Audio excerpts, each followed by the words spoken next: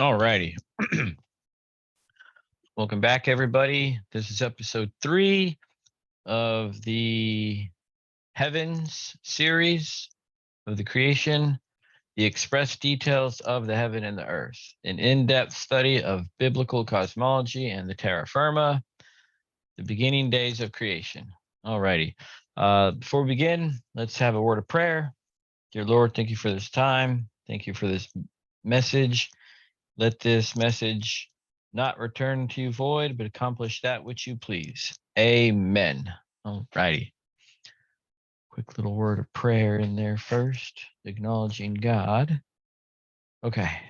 And I've been starting out every episode of this series with this slide right here.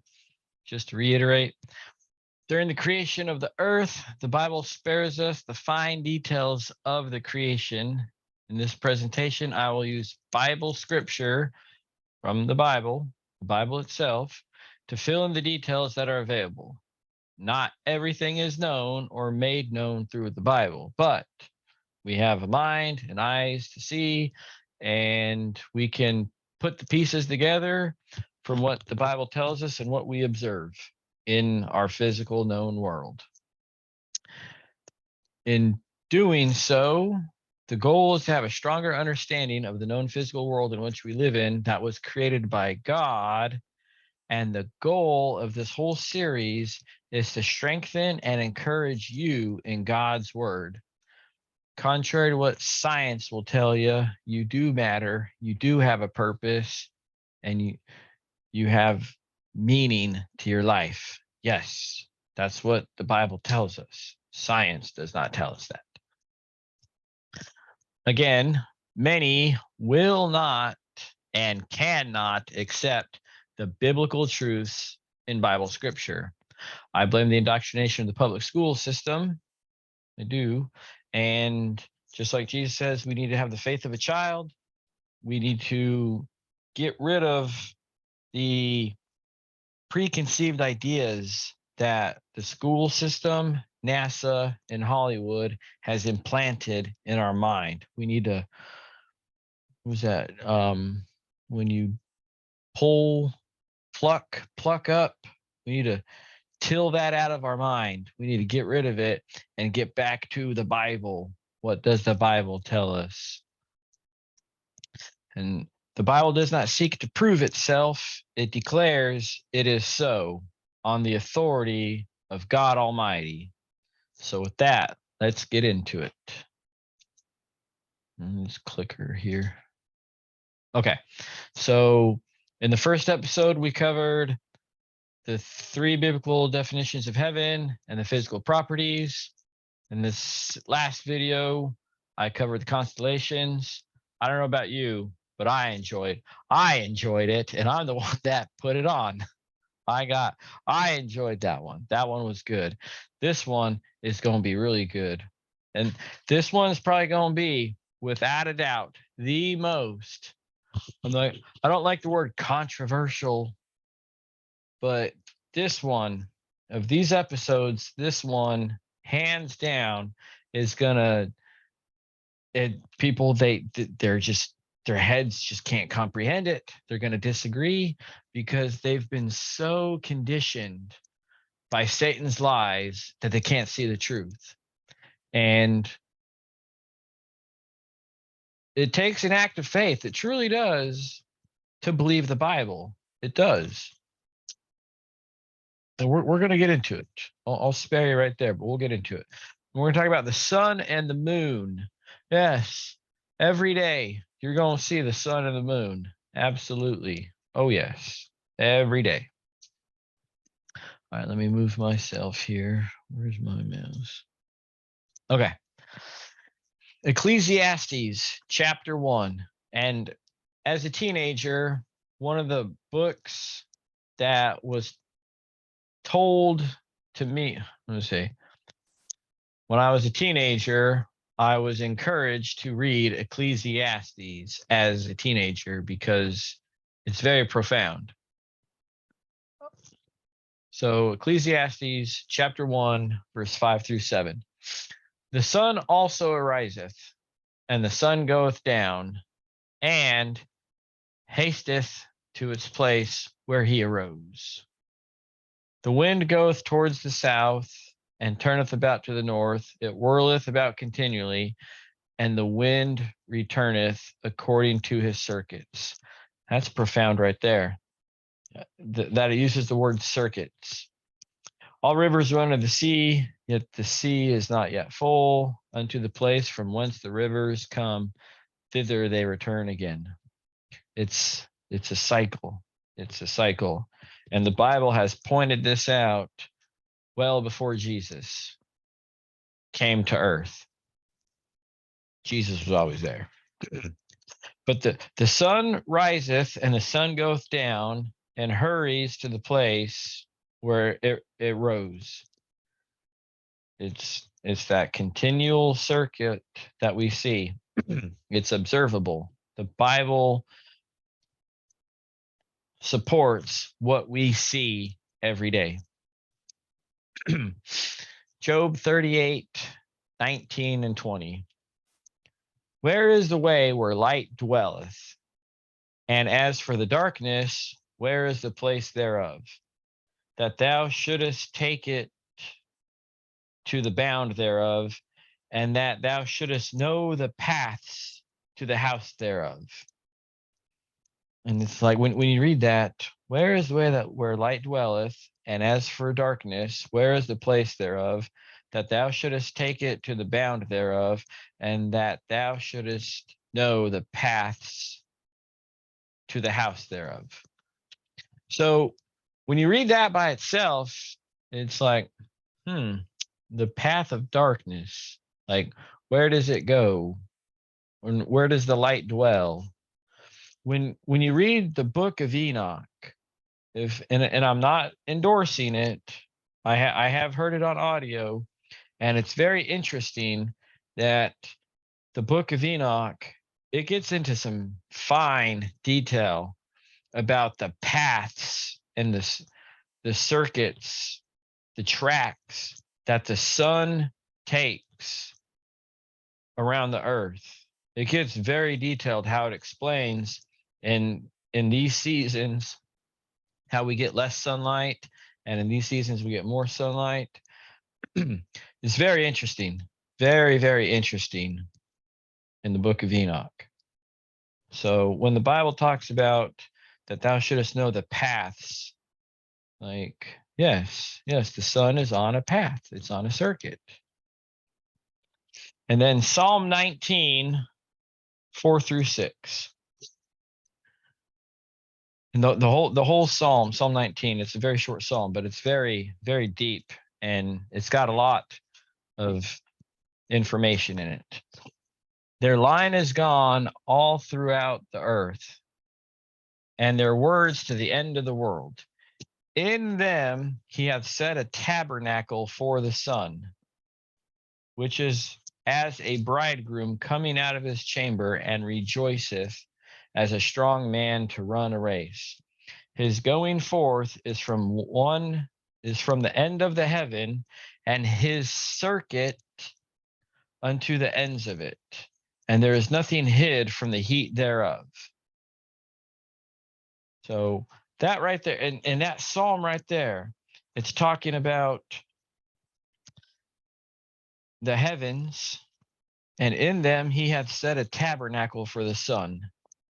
So if y'all know what the tabernacle is, when we get back into the Exodus, when the children of Israel were wandering the desert, God had Moses set up the tabernacle, build the Ark of the Testament, and set up the Levitical priesthood, right?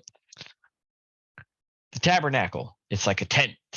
It was a tent where the Ark of the Covenant was.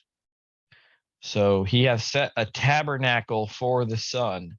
So the sun is in this tabernacle that we call the heavens. And the Bible tells us it's as a bridegroom coming out of his chamber, he rejoiceth as a strong man to run a race. And when you're on a race, you're on a track, a fixed path, right? His going forth is from one end of heaven, and his circuit unto the ends of it, and there is nothing hid from the heat thereof. So go out in July. The Bible's gonna ring true right there. Psalm 19:6. Yes, nothing's hid from the heat thereof. And then even in the winter, when you get, the sunshine in the winter, anybody seen that experiment? It could be the dead of winter where the air temperature is like something stupid cold, like 20 degrees outside. But they set up this box, like it's more rectangular, taller than it is wide. They painted it black on the inside and lined it with aluminum. And they put aluminum cans or tubes, like a hollow aluminum tube, all throughout. Or, I mean, you could use any metal, really, iron if you had it. And they enclosed it with a piece of glass in front. And there was a small little opening, like a pipe opening. There was no moving parts. Pipe opening at the bottom. And at the top, I don't know, these things 4 to 6, obviously the bigger, the more heat you're going to get out of it. And at the top, they have just another pipe for the air to go out. And we know physics, heat rises, right? That's science, real science. So there's no moving parts. It's just a box with some aluminum tubes that's got a glass front with an entrance, one way in and one way out. And even in the dead of winter, when it's stupid cold outside, as long as there's sun shining, they measured the outside temperature or the inlet temperature at the bottom. And it was like ambient air temperature, like 20 degrees. And then after a while of just the sun heating up everything, the metal and everything, the air, it comes out, it's kind of flowing out pretty good. And it's coming out like over 100 degrees, over 100 degrees. Nothing is hid from the heat thereof. When the sun comes, the sun puts out some heat. We know this, we observe it. The Bible tells us. The Bible's got some science in it. We just got to see it. We just got to see it. Yes. Okay. So that's 3 verses about the sun right there. And there's plenty more. But we'll go with that. I'll get my clicker going here. Where am I? Okay. And I highlighted this. I boxed it in. The sun is on a circuit. The Bible tells us that the wind is on a circuit and the sun is on a circuit. And I have a technical background. And so when I hear the word circuit, I'm thinking like a simple electrical circuit. You got a battery and a light bulb with a wire going from the positive of the battery to one end of the light bulb, and then another wire from the other end of the light bulb to the negative. It's a complete circuit. And once it's broken or open, you got nothing. You got no path. But once you close that circuit and it's all enclosed, the light turns on, right? That's a circuit. It's a fixed enclosed path. And it basically ends where it starts, essentially. The Bible tells us the sun is on a circuit. But Micah, Psalm 19 is just poetic. It has no scientific basis. It's just poetic. It's on a circuit. It's just poetic. The sun's as a bridegroom coming out of his chamber, rejoicing like a strong man to run a race. It's just poetic. That's what you're telling me? It's just poetic? Okay. It has no scientific basis. That's what, and people are going to agree with that. It's like, yeah, Psalm 19, it's just more poetic. It's not scientifically based. That wasn't its intention to be scientific truth. It's just poetic. Okay. We're going to explore that. We're going to explore this. Yes, we are. That's a good one. So you're telling me Psalm 19 is just poetic and has no scientific basis? Okay. Well, here we go. We know this to be true. We know this to be true. The sun rises in the east and sets in the west. We know this. And I did not know, I didn't learn this until a day before I got married. that that just goes to show you they didn't teach you this stuff at school, or they didn't put any emphasis on it. They didn't. There I was at Myrtle Beach, South Carolina, and this just fits perfectly for this. And I was about to get married to my wonderful wife, and I told the judge who had the authority under the state of South Carolina to marry us, we want our pictures taken, with the sun at sunset with the sun over the ocean. And he looked at me and said, "Son, this is the East Coast. The sun rises over the ocean and sets over land." And it's like, huh. You should have. The gears in my head were spinning. They were grinding, and huh. The sun rises east, west. Because I grew up in California, and I've seen it, but I didn't comprehend it. When you're a kid, you're not paying attention to stuff like that. All you know is the water, and the Pacific Ocean in California is frigid cold. You're not really paying attention to the sunset over the ocean. Yeah, rises in the east and sets in the west. So it's like, yes, the sun rises in the east and sets in the west. And that is as constant as gravity is. Now, I disagree with the term gravity, but it's constant. It is constant. Yes. The sun rises in the east and sets in the west. And I've got a picture of my wife and I over at Huntington Beach with the sun setting. Yes. So from the Atlantic to the Pacific, the sun always goes east to west. And I don't know why I didn't have that clicked right there. This is what the sun does. This is the sun on its circuit right there. It comes in on the east. We get our sunrise and then our sunset. Yes. Science. And I learned this one in physics. I learned this one. Mr. Hackett would be proud of me on this one. 11th grade physics. Speed equals distance divided by time. Or maybe we learned that in 9th grade in physical science. But either way, Mr. Hackett gets the credit. Speed equals distance divided by time. That's one formula that we can use in real life, especially me. I used to work in West Texas, and I'd have to travel 300 miles home. Well, if you go 80 miles an hour, let me see, 8, 16, 24, 32. If you go 80 miles an hour, you can go 320 miles in 4 hours.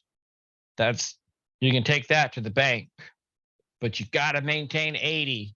And if you slow down, you got to bump it up to 90 to make up for lost ground. But then once you hit the Metroplex, all bets are off. All bets are off. So I don't know why at school, they didn't teach us real science, like, hey, speed equals distance divided by time. If the sun rises on the East Coast right here, and we know that America is about 3,000 miles wide, if someone was on the East Coast, like, hey, the sun's rising, okay, start the timer. And then you got someone on the West Coast, like, the sun's setting now, start the timer. Right? We can track the speed of the sun. We could. Something of that effect. I don't know why that's not taught in the school system. Because the school system doesn't want us to know that. They don't want us to get in touch with God's creation. They want us to know how to regurgitate useless facts and be a better employee. Yes. That's the truth right there. But from the Bible tells us the sun's on a circuit, and we see this, we observe this in real life. What else did the Bible say? Path. Okay, three witnesses. Three witnesses. I got a friend who's all about three witnesses. I gotta have three witnesses. The sun riseth, goes down, and hurries to where it rose again. There's one. It's on. It gets up here, goes there, and comes back to here where it started. There's one witness. That thou shouldest know the paths thereof. Two witnesses. That the sun is on its circuit and nothing's hid from the heat thereof. Three witnesses, and we observe it. It's not just poetic. It's not. All right, so I think we covered this right here. Yep. And this is something, let me see, where do I begin on this one? All right, the solstice. The solstice is an event that occurs when the sun appears to reach its most northerly, no N, northerly or southerly excursion relative to the celestial equator. Two solstices occur annually around June 21st and December 21st. So the solstice, you can remember this, and the next slide will help us out better. Think of summer starts with an S and solstice starts with an S. And June 21st, if you all don't know that, the first day of summer, that's where the sun is the highest in the sky. You're going to have the longest day, probably the hottest too. Well, I don't know, August is pretty hot. August gets hot. But you're going to have the longest day on June 21st, and the shortest day, December 21st. That's your solstice. And the equinox is where it's halfway in the middle of its shortest and longest point. And because the sun is on a circuit, you'll see this in the next slide. But I wanted to put this together. The shadow from your house will not lie. It will not. So in the summertime, if you look right here, you got the shadow of the house right there, because if you got the house that's fixed here and the sun's here, it's going to cast a small shadow. But if you lower the sun in the sky, you're going to get a longer shadow. So there's a shadow in the summertime, and then in the wintertime, your shadow is going to be much longer. And I have observed this, because if you look at this house, it kind of looks like it's facing towards the south. You know, they hear you want a south-facing window to heat your home. My house also faces the south, and I've got a small backyard, and I planted a fig tree back there. And where I planted it, and I didn't really take any of this into account other than, yeah, it looks like a good place to plant it. In the summertime, it gets full sun, but in the wintertime, the shadow of my house covers it. And I think by September, late August, early September, where that fig tree I planted in my backyard, the shadow kind of covers it. And then it stays covered for the most part in the shade, because the sun doesn't get high enough in the sky to get in some sunlight until the sun starts coming around in spring. And then you can see that shadow, like the trees here, and you can see the shadow just kind of slowly creep back until it gets some sunshine. Like, I have observed that. Like, I don't need NASA to tell me that the sun moves in the sky at different times of the year. Like, I have observed this. And you can just feel the heat. The heat in October, the sun is out in October, but it doesn't have the intensity that it does as it does in June or July, right? Like May, it's warming up, it's getting slowly warmer, but it doesn't have the intensity in May or October as it does in the summer when it's getting right overhead, you know, it's further away from you. And then we got the equinoxes. In March, that'd be the halfway between winter going into summer, the vernal equinox. And then in September, summer going into winter, the autumnal equinox. And this next picture describes it pretty good. But that's that real science right there that we can observe. Like who else has observed something of that effect? The shadow. I mean, house is fixed. It's not moving. No one's moving their house. Yes, some houses can be moved, right? But generally speaking, the house is fixed. It's the sun that moves, and the shadow is going to move around the house. This picture here, I like this one. Let me get some water here. This is for y'all watching, watching video 1, 2, and 3. I'm going straight with this. So I've been speaking for quite a while. Okay. This is good stuff. This is the word of God right here. As you can see, the sun right here in the northern hemisphere, let me take that up. It's not a hemisphere. That's a word, and that's been ingrained and indoctrinated into me, but it's not a hemisphere. It's the northern quadrant, if you will. And it's not even a quadrant. I don't have a good name for it yet, but I will find one that's based.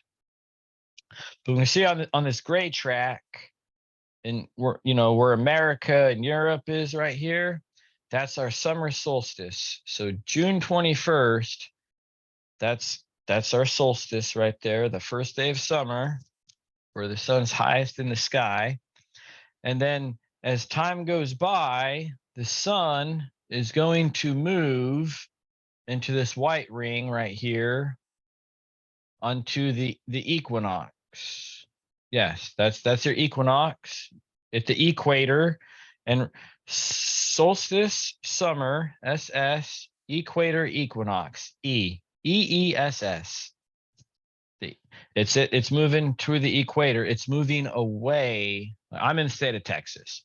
So as we get closer to September, the sun is moving away, so it's not as hot. Like you're getting away from the heat. The heat is moving away from you. And it's following this path right here until it gets to that winter solstice on December 21st.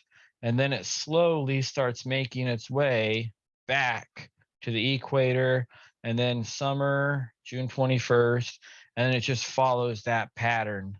That's the pattern that follows. I was never taught this in school. Never was I taught this in school, but it's in the Bible. Maybe if we teach the Bible, we'd get back to some real science, huh? And this is what we observe. We observe this. We know this. Because don't they tell us, like when it's summer in America, Australia is having their winter, right?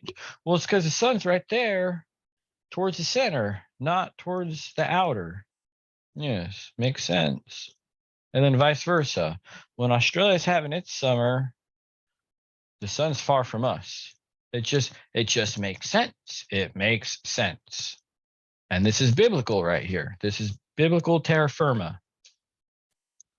And the good old days back in 2017, oh man, those are good times on YouTube. Very good times on YouTube.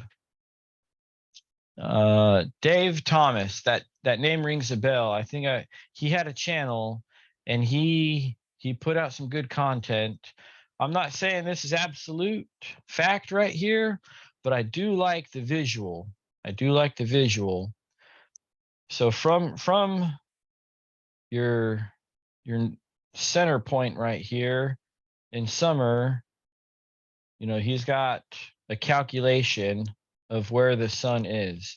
Now, regardless if these numbers are correct or not, you can just see the correlation. You know, if something's 7,500 miles away from you versus 4,400 miles, or not so much you, but from this fixed point, and you're here, you're going to get less heat versus right here, right? And you just feel the heat kind of come and go, and it's ebbs and flows with the seasons. It's all ordained by God, like it's in His Word. But Dave Thomas, he had a channel and put out some good information, good content. But YouTube didn't like it. YouTube disagreed. And I kind of talked about this in my last video with the religion of science. If you disagree with them, you will be mocked and ridiculed and shut down. And that's a good visual. Let me keep going here. Okay. This right here. Whoo. Get your knife and fork. We're going to get some meat and potatoes right here in these 4 verses. 12, 13, 4. Three verses. I can't count. These 3 verses, meat and potatoes right here. This is a line in the sand. You can quote me on that. And this is where a lot of people, this is it. This is the point where you have to make a decision. You have to make a decision. Joshua chapter 10, verse 12 through 14 in the King James Bible. Then spake Joshua to the Lord in the day when the Lord delivered up the Amorites before the children of Israel. And he said in the sight of Israel, Sun, stand thou still upon Gibeon, and thou moon in the valley of Ajalon. And the sun stood still, and the moon stayed, until the people had avenged themselves upon their enemies. Is this not written in the book of Jasher? So the sun stood still in the midst of heaven and hasted not to go down about a whole day. And there was no day like that before it or after it, that the Lord hearkened unto the voice of a man, for the Lord fought for Israel.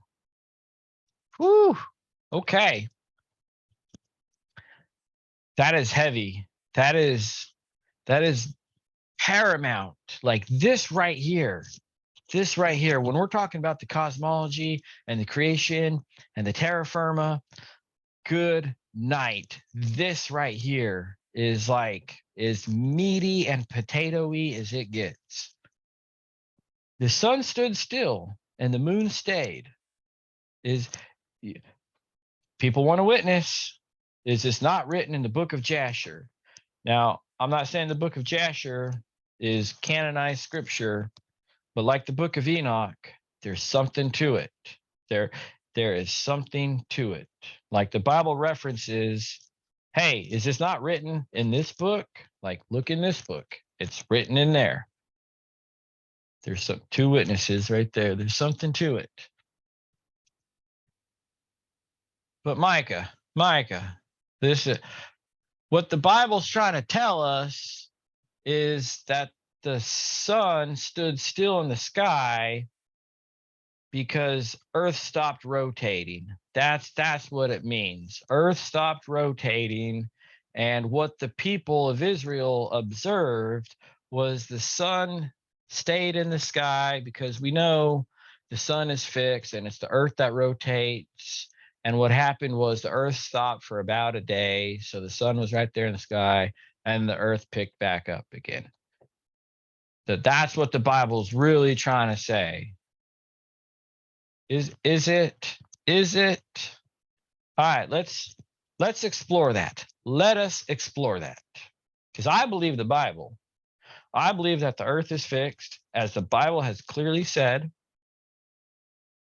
And it's the sun that revolves around the Earth in the firmament. But let's just say the Earth stopped. What would happen? what would happen? Let's ask science. Let's ask science. What would happen? So you're telling me Joshua 10, 12 through 14 in the King James really meant to say the earth stood still. That's what you're telling me. Okay, we're gonna explore that. We're gonna explore that. All right, so there's everyone's little, spherical earth that, it's like a baby in a binky. They just can't go without it. They can't believe anything else. They got to have it. And if they don't have it, they freak out. So there's the earth. 93 million miles. Can anyone comprehend that distance? Just 1 million miles, let alone 93 million miles. Don't know how you measured that. Don't know how you measured that. Oh, we bounced the light. We bounced the laser off the sun. Even if the sun was a reflective mirrored surface, I'd like to see that laser that shot 93 million miles. Where's that laser? I'd like to see it. How did you measure that distance? That is just. So there's the earth spinning, right? And then it says, Joshua says, sun, stand thou still upon Gibeon, and thou moon in the valley of Ajalon. And the sun stood still and the moon stayed right there. Just right there. The sun stayed. There was no lag time. There was no 6 to 8 weeks. There was no approval process. There was no corporate meetings. No, it's just right there. The sun stayed. It just stopped in its place and stayed right there over the valley of Gibeon. And so what the Bible's really trying to say is the earth just stopped. It just stopped. Okay. That's what you're telling me. All right, so let's explore this. Let's look to science, because the Bible clearly didn't have an understanding of the Earth's cosmology and how it works.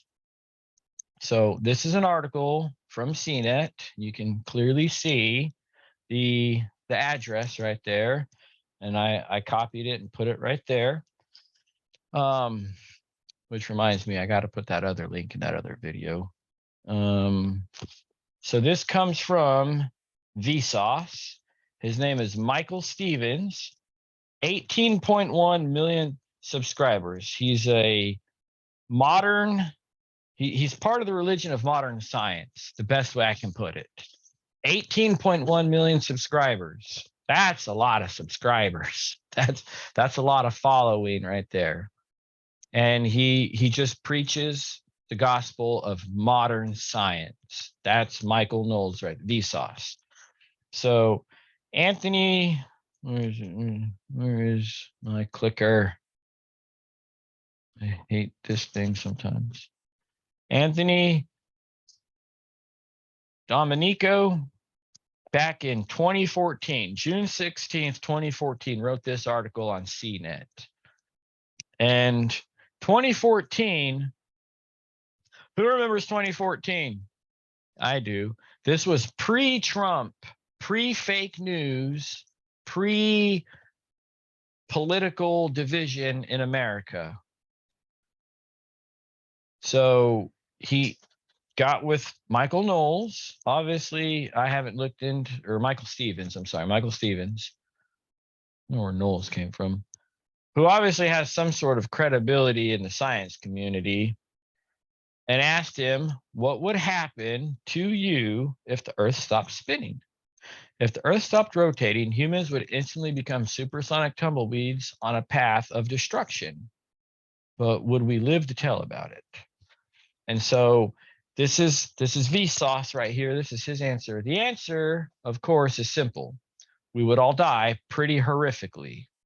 You see, the Earth, were the Earth to stop, everything that isn't Earth would keep moving at the same speed the Earth was traveling. And science tells us 1,000 miles an hour at the equator. All humans not at the poles would essentially become supersonic tumbleweeds, Stevens says, or Vsauce, with the destructive power of a super fast bullet. The oceans would rise and flood the earth, but don't worry, you'd be long dead by then. Very interesting. Very interesting. Because the Bible says something totally different. The Bible makes it appear as if like nothing happened other than we got a little bit more work done in the day. Yeah, yes, pursuing your enemies on foot and horseback in war is getting work done in the day. Hey, that was the workload for the day. We got to go avenge ourselves on our enemies. That's what Israel's workday consisted of.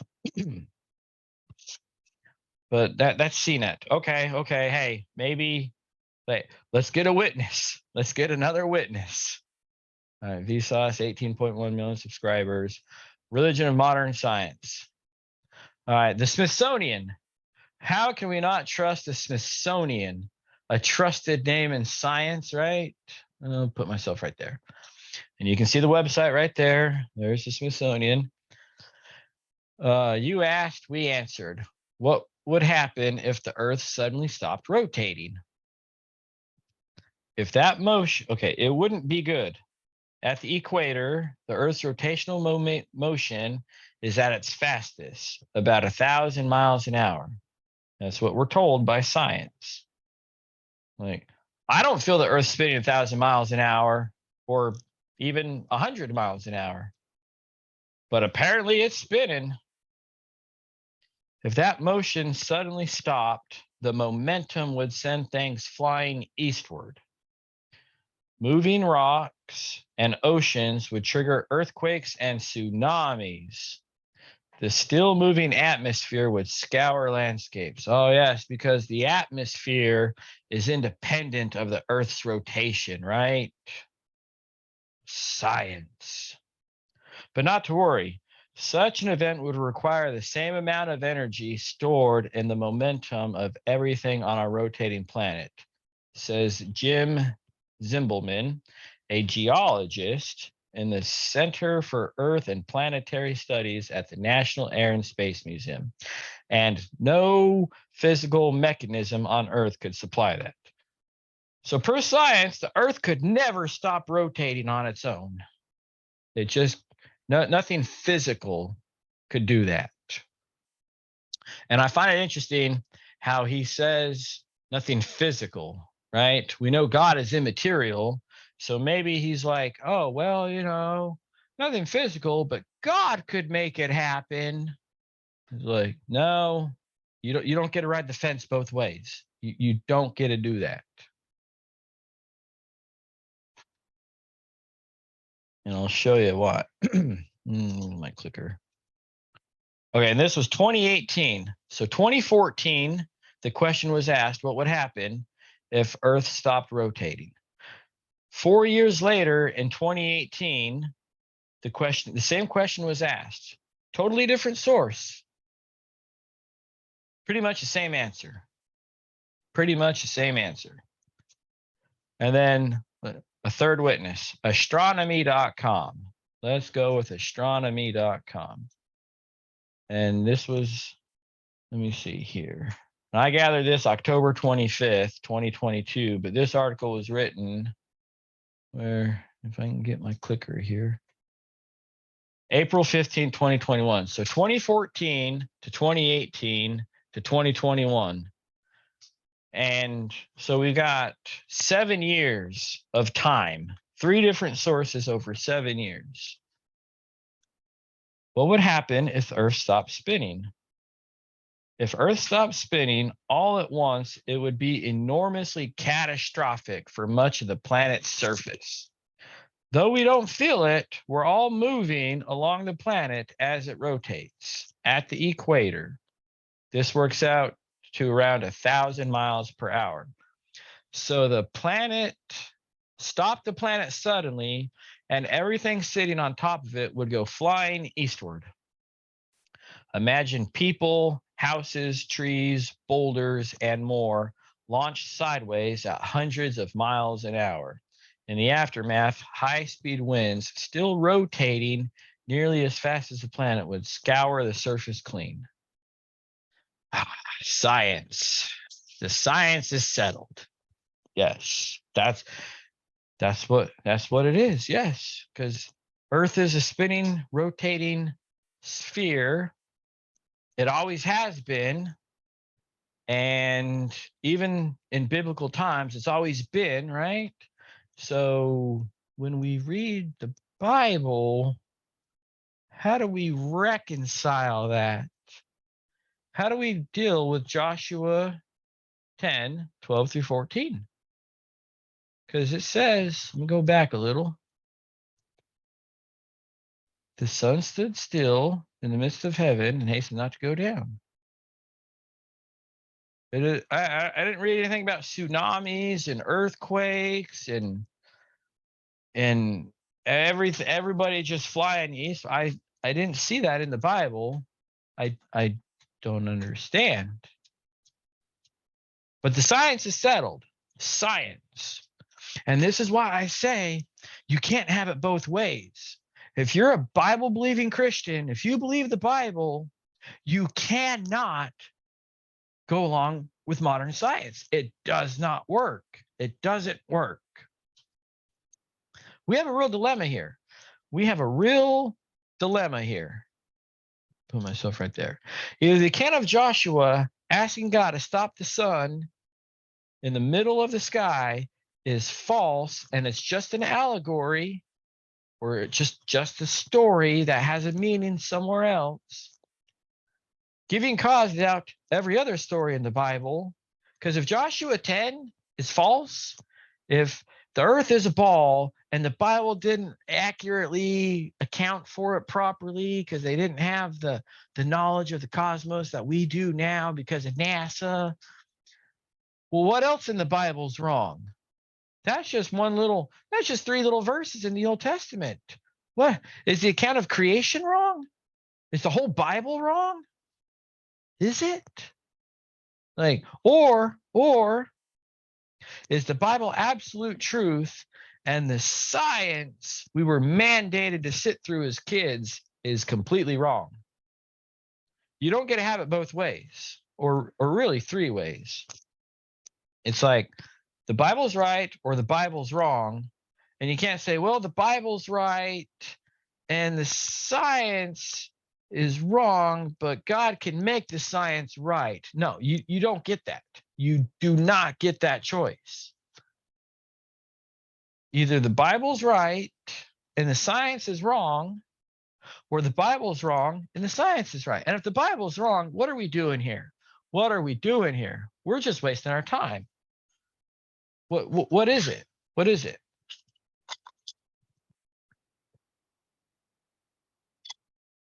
I submit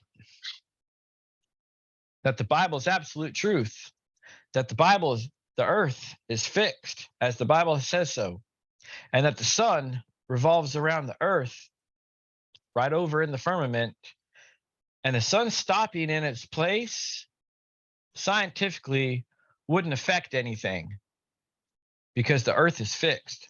The atmosphere is not rotating independent, like it's just too much. It just doesn't work. It just does not work when we read the Bible.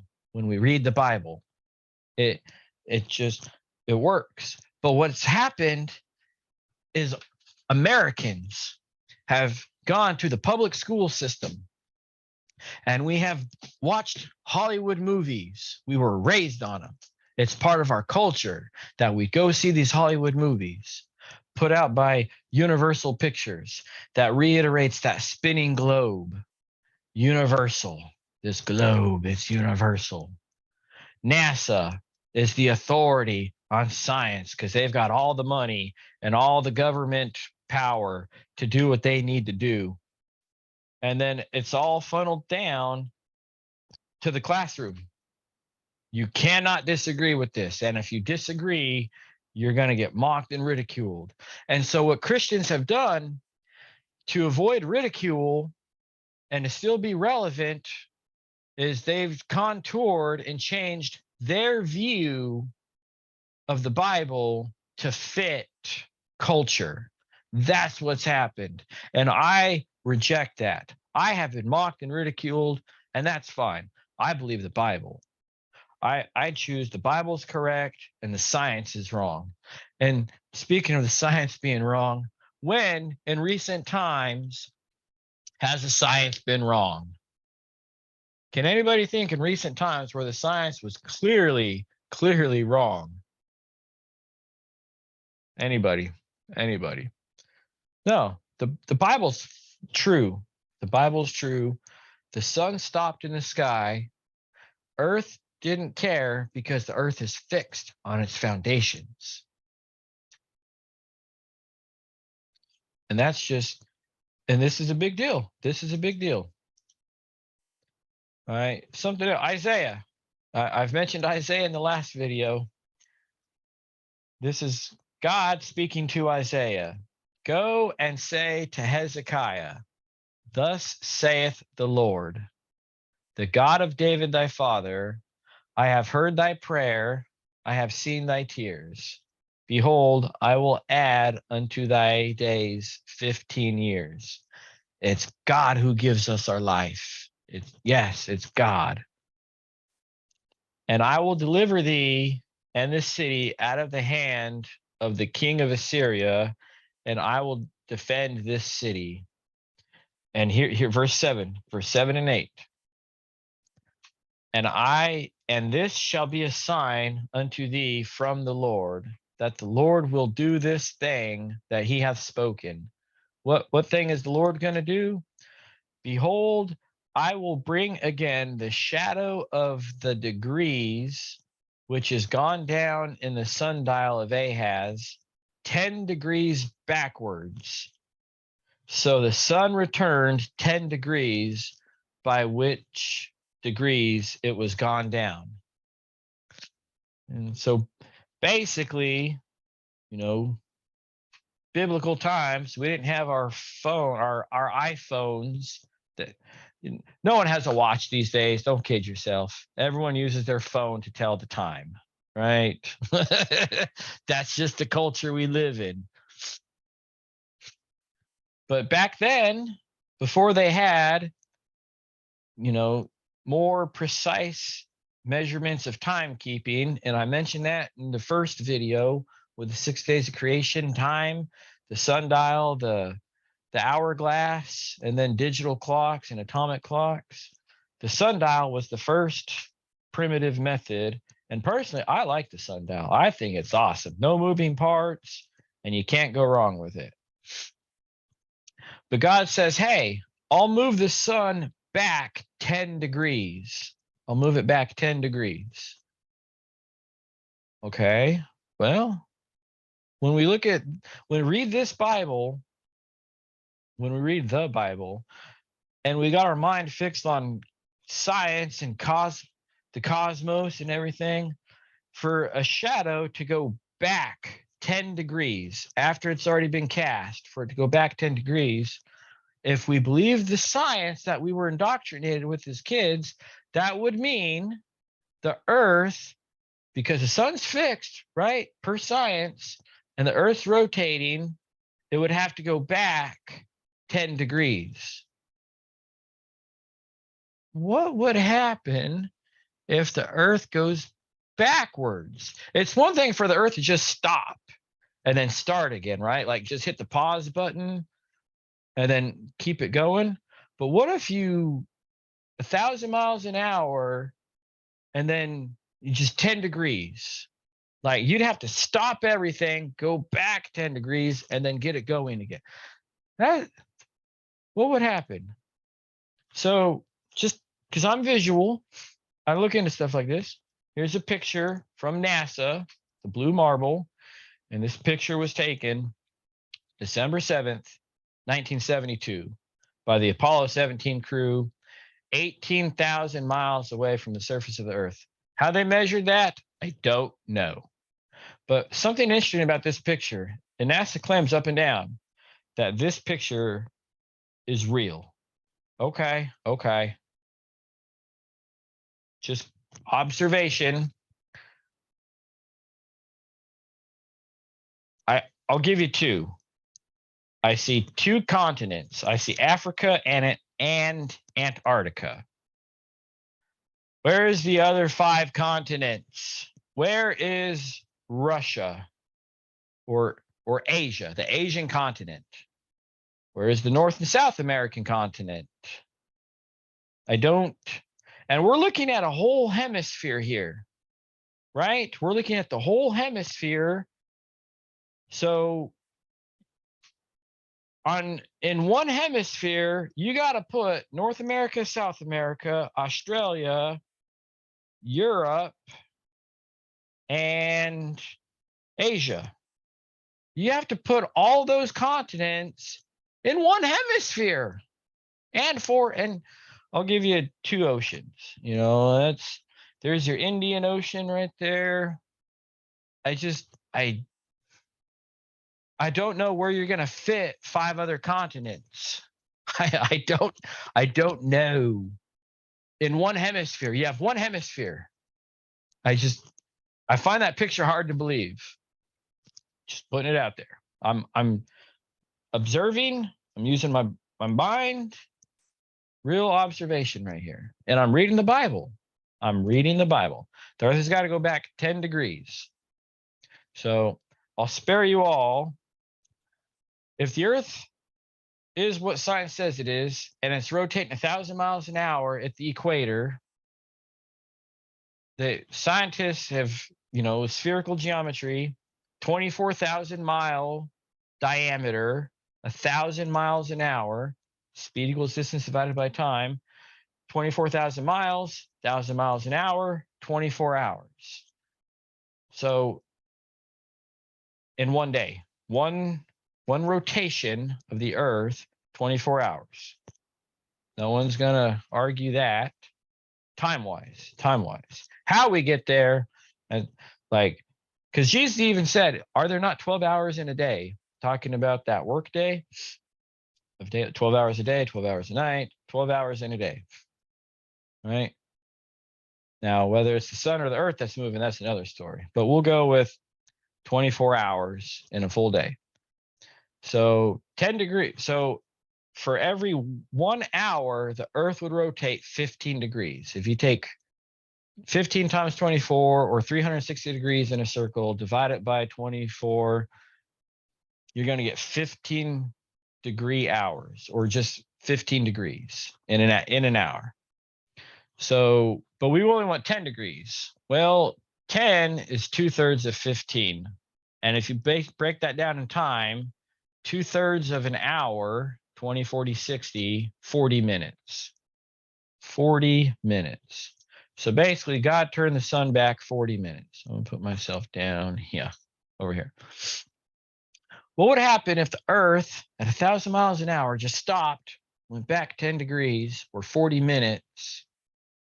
Like, it's one thing to just stop and keep going. It's another thing to stop, go back, and then keep going. That's what happened here. What would happen? What would happen if the Earth rotated backwards? I know what would happen. I saw this in a movie.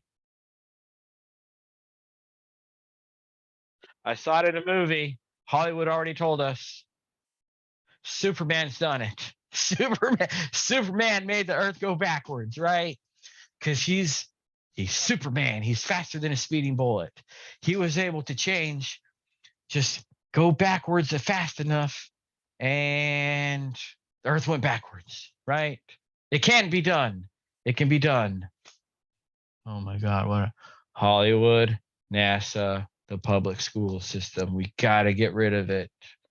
And it makes me wonder, if Hollywood did this on purpose just to kick the Bible in the face and just, I don't know, mock the Bible, or to just, hey, oh yeah, when you got young kids honestly looking in, or Bible scholars or what have you, that seed has been planted from Hollywood, and it's Superman. How can you not get down with Superman? I mean, the man stands for justice, right?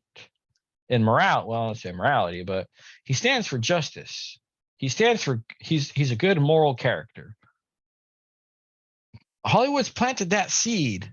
So when you read that part in Isaiah chapter 13, you just kind of you got that seed planted from the devil and from Hollywood.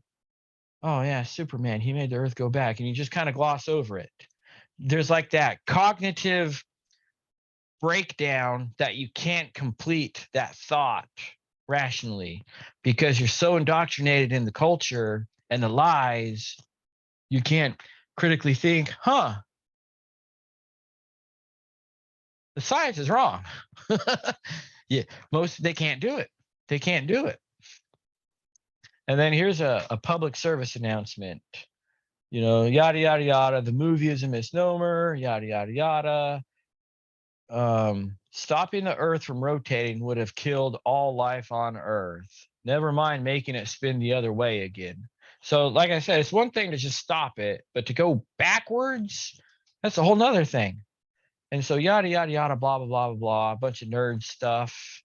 And it's like that's what it's like. Hey, here's some Roman Coliseum entertainment called Hollywood. Watch this, and everything that shows up on the Hollywood screens is by design for an agenda, and it's not in your better interests.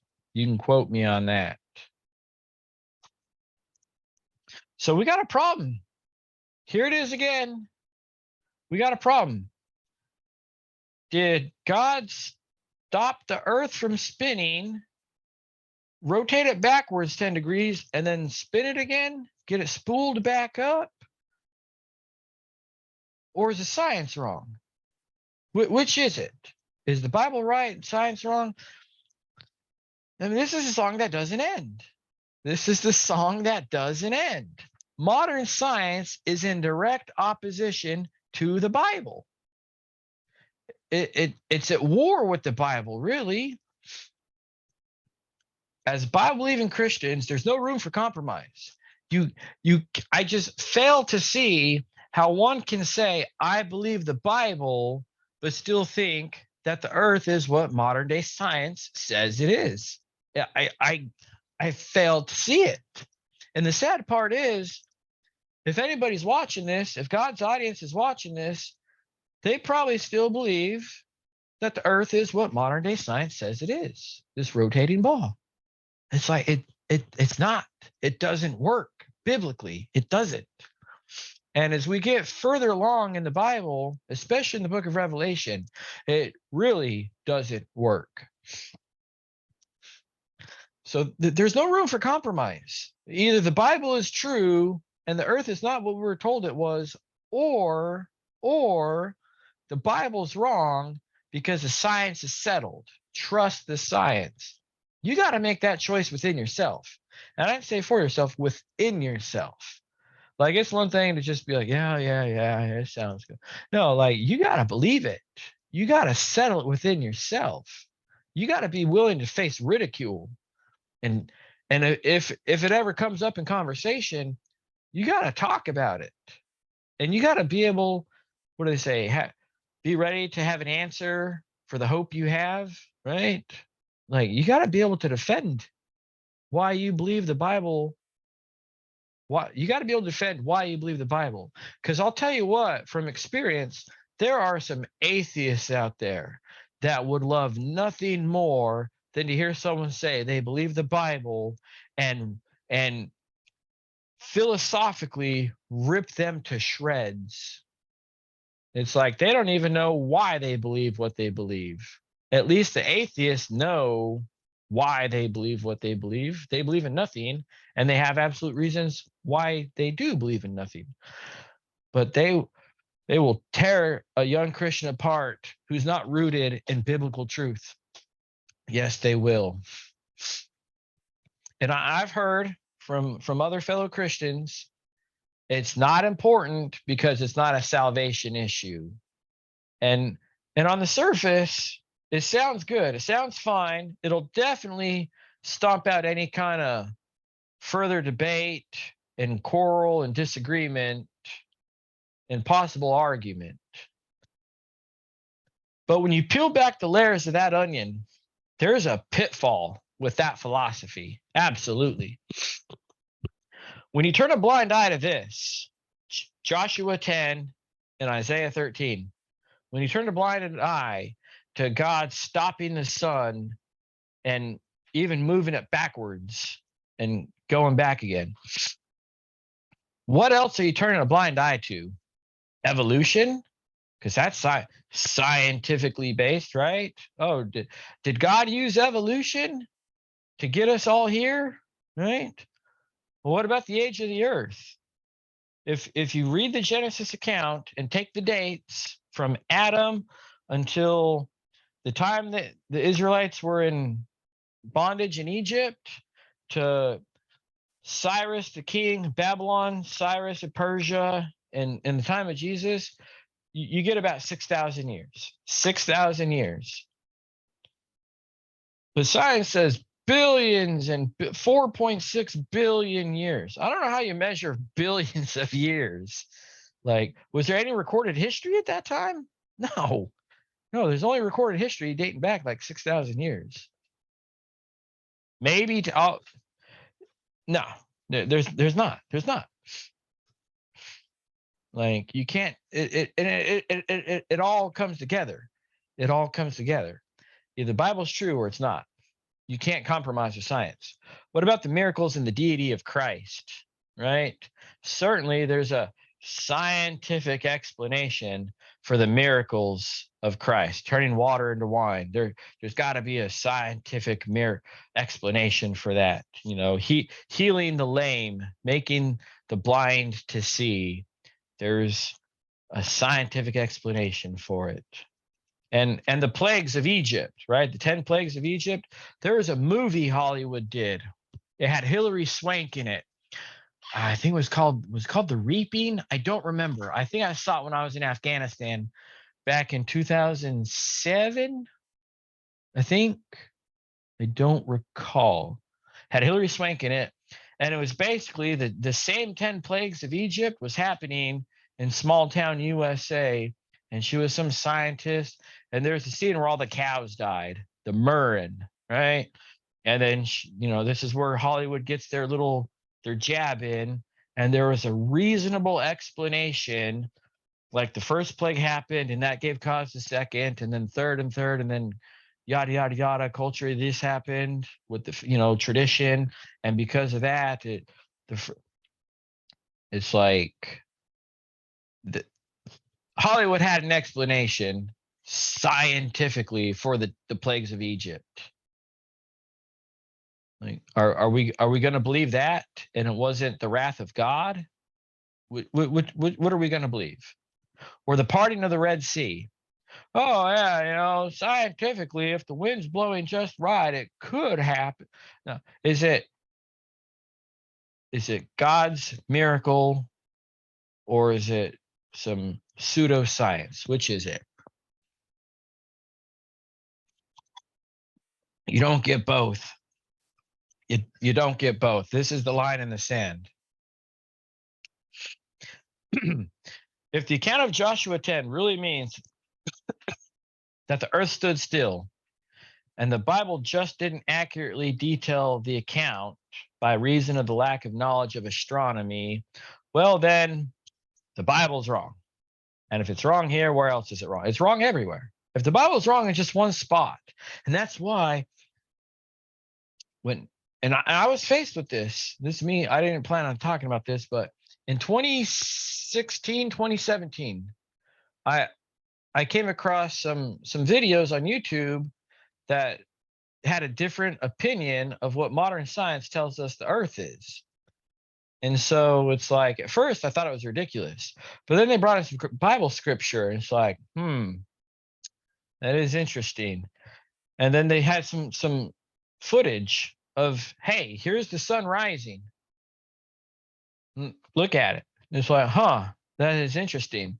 And it's like, well, the Earth's round, then how?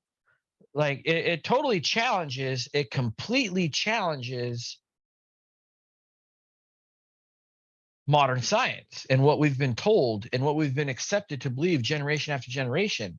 It's like, well, if the Bible is wrong if one verse in the Bible is wrong, then the whole Bible's wrong. Because if it's wrong here, where else is it wrong? Right? And so I had to know. I had to search the scriptures. And it's like you look at the outside world, the known world that we see, observe, you read the scriptures, and the two fit together. It works. It doesn't work. The Bible and what it says and modern science does not mesh. It does not fit. And American culture has prided themselves with the religion of science. And I talked about that in the constellation video.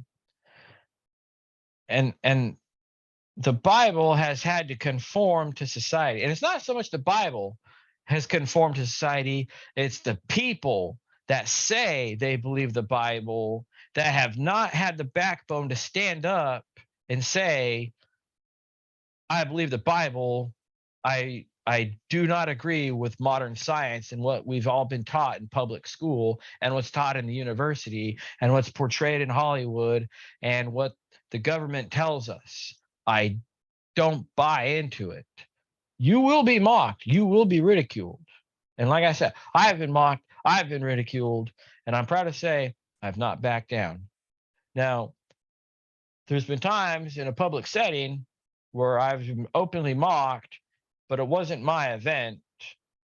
And it's like, hey, now's not the time to get into it. You know, we're here for our friend, celebrating our friend right here. Now's not the time to get into it. That's some discernment right there. But yeah, and you got to ask yourself, like, if you can't even stand up for what the Bible says about the Earth's cosmology, what are you going to do when the mark of the beast comes? When they say, hey, if you want to eat ever again, if you want a place to stay, if you want to pay your bills, if you want food and shelter, because you got to buy and sell to eat and live, you got to take this mark of the beast in the right hand or in the forehead. If you can't even stand up for this, are you going to stand up for the? You're going to, oh, no, I can't get down with that. Or are you going to be like, well, I got to pay my bills and I got to eat. Like, how deep is your faith? And this is so important as a Bible believing Christian to say, I believe the Bible. Do you believe the Bible because Jesus has got some good moral teachings? Or do you believe the Bible and all of its scientific premises? You got to settle that within yourself. I told you this was going to be a good one. I told you. Okay, so that's the sun. That's the sun. Now the moon. Now the moon. And we're gonna keep going. We're gonna keep going. Yeah. And it's just kind of shifting gears here. All right, so Genesis 1:14, and God said, let there be lights in the firmament of the heaven to divide the day from the night, and let them be for signs and for seasons and for days and years. Right? And we know, observation, we've got 8 phases of the moon. We got the new moon, the waxing crescent in the first quarter, the waxing gibbous, the full moon, a waning gibbous, the last quarter, a waning crescent, and then we go back to the new moon. So 1, 2, 3, 4, 5, 6, 7, 8. 1, 2, 3, 4, 6, 7, 8. Yep. 8 phases of the moon. And then 1 Samuel chapter 20, verse 5, when Saul was pursuing David, then Jonathan said to David, tomorrow is the new moon, and thou shalt be missed, because thy seat will be empty. So they knew the phases of the moon. They did. They knew. And I think in Exodus 12, God says, hey, this is the first of the year. This is the new year for you at Passover, I believe. I believe it was Exodus 12. Someone can fact check me on that. Yeah. So we know there's phases of the moon. Yep. And let me go here. Okay. And we got the solar eclipse, we got the lunar eclipse, and then there's a total solar eclipse. Yes. There's like partial solar eclipses and total solar eclipses. And in I believe it's 1983, America discovered another type of eclipse. It was the total eclipse of the heart. Yes, that's you can look it up. It sounds good. It sounds good actually. Yeah. So we got, eclipses of the moon and of the heart. So it's very poetic. This is poetic, by the way. Yes. Switching gears here. Yes. Okay. The sun and the moon travel around two tracks under the firmament. Occasionally, they cross paths. That is an eclipse. Yes. So I like this little gift. Now, I'm not saying this is the exact path of the sun and the moon, but you can see this does a good job showing how they're on their circuits, and occasionally they'll cross paths. Now, they don't always cross paths, but when they do, you'll know. You will know. It's definitely something in here. And then, you got the path of the sun and the path of the moon, and they're always on their circuit. They will be, let me see, at times throughout the year, the sun and full moon will be closer than other times as they race around the track. Yes, they will be. All right. And then that's a great channel right there. I don't really, not trying to shout out to other people, but this channel right here, Celebrate Truth, shout out to them. They keep the good content posted. Okay, so August 21st, 2017, I was there, and there was a total solar eclipse in 2017, August 21st, and here's the path it took. And I believe it, let's see here. I want to say, if memory serves right, it started out on the West Coast and moved its way to the East Coast. I think. I could be wrong. Someone check me. But you can see the path that it took. It came over, South Carolina, Tennessee, parts of Missouri, Nebraska, Idaho, and then some of Oregon got it. That was 2017. Well, 7 years later, apparently on April 8th, 2024, there's going to be another total solar eclipse. And I don't know if it's going to go from west to east or east to west. I don't know. But I just find that interesting. And we can clear, and this is observable science. We can see that the two cross paths. The two cross paths right there. The sun and the moon, right? On different tracks. It's very interesting. Very interesting. And it would be so nice if at school they would make it a point to teach us, like, hey, here's where this, like, they just need to like map it out with visuals, right? 3D models and what have you. Real 3D models on a real Earth, a biblically correct Earth. That'd be so awesome. Okay, right there. Okay, something else I came across.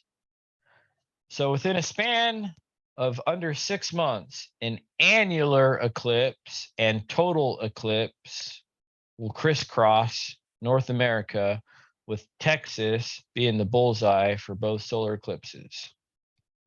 And so I guess October 14th, so a little under a year, or I don't know, 2 weeks shy of a year, basically,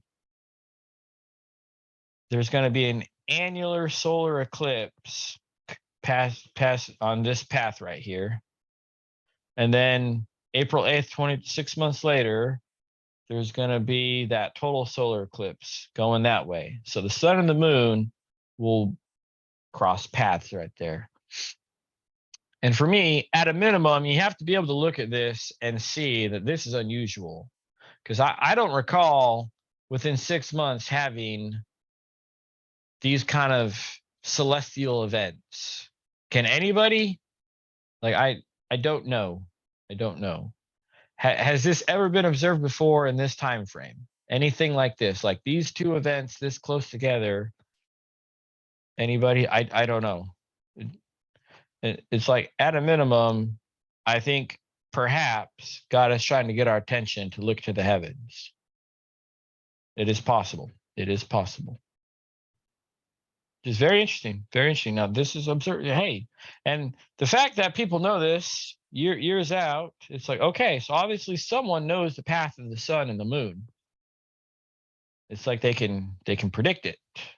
But do they forward and pass that knowledge down to the little people at my level? No, they don't. They got a bunch of gatekeepers. All right, so here's the path. And I put these red dots in here. I just want you to know I put these red dots in here. This is the annular solar eclipse, October 14th, 2023. So the moon is going to follow this path. So it'll be, I put a dot on the east coast of Brazil right here, kind of like at the end of Brazil, right here in Panama, probably at the canal somewhere right there. At the Yucatan, I think this is the Yucatan Peninsula of Mexico. We'll say South Padre Island, Texas, the corner states, Utah, Colorado, Arizona, New Mexico, and then kind of in Oregon at the Pacific Ocean, the west coast of Oregon. So I just put those 1, 2, 3, 4, 5, 7 dots right there. Now, this is a map that we've been seeing and shown all throughout our science in school, right? Now, if we put these dots in this path on a more biblically correct Gleason's map, here's what it looks like. And you can see, very interesting, that there is, and mind you, this isn't perfectly accurate, right? But you can see the trajectory, the curve, the path, the semicircle path that the moon's taking. Very interesting. Very interesting. Very interesting, to say the least. And something they didn't tell you in school. They didn't tell you in school. And I encourage you, try this yourself. You got moonlight and moon shade. Did you know that the moon puts out its own light? It does. The moon puts out its own light. The Bible says 2 great lights to rule the day.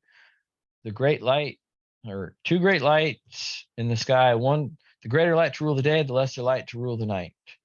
So the moon puts out its own light. And as I said in the earlier video, it refers to the sun as his and the moon as her. It's very interesting. So the moonlight is cold. The moon puts out cold light. And the moon shade, it's going to be warmer because it's not being subject to that cold light. So if anybody can set up this experiment, you get 2 thermometers, electric, digital thermometers, whatever you want. Get it outside in the moonlight, a good, moonlit night, and then put one of the probes in, undercover, away from the moonlight, in shade, moon shade, and the probe that's in the moonlight, it's going to be colder. It doesn't make any sense. They'll be right next to each other by 12 inches away. This one's covered from the moonlight. This one will show warmer. It's very interesting. Try the experiment yourself. NASA forgot to tell us that one. And then celestial bodies, or other planets. I call them celestial bodies or heavenly bodies. And I got this picture off of this guy's channel right here. Shout out to him. Looks like he's on his little balcony patio setting up a telescope. Pretty good sized telescope too.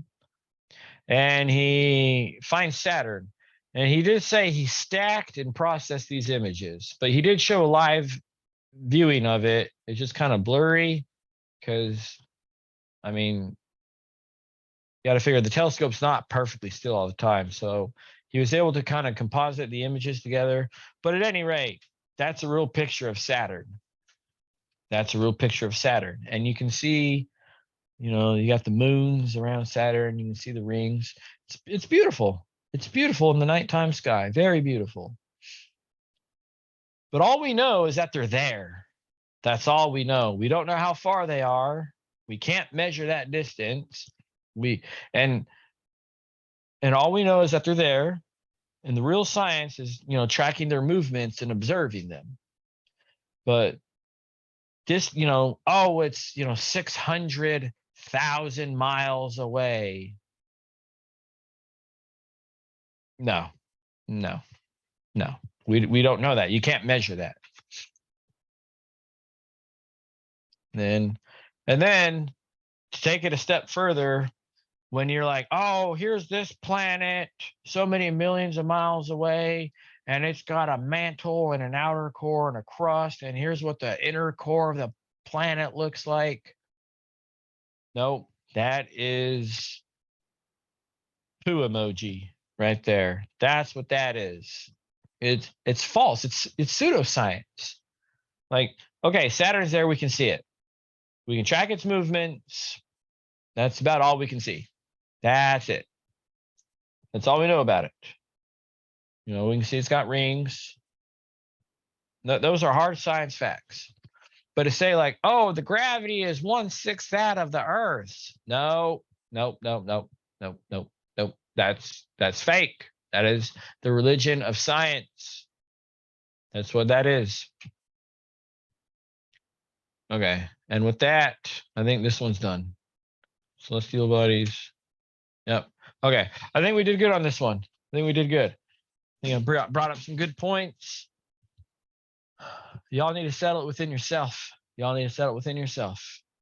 This has been Minute Message with Micah.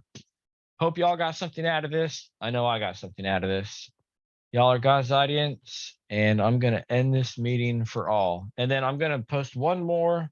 I'll finish the natural phenomena of the wind, rain, and clouds.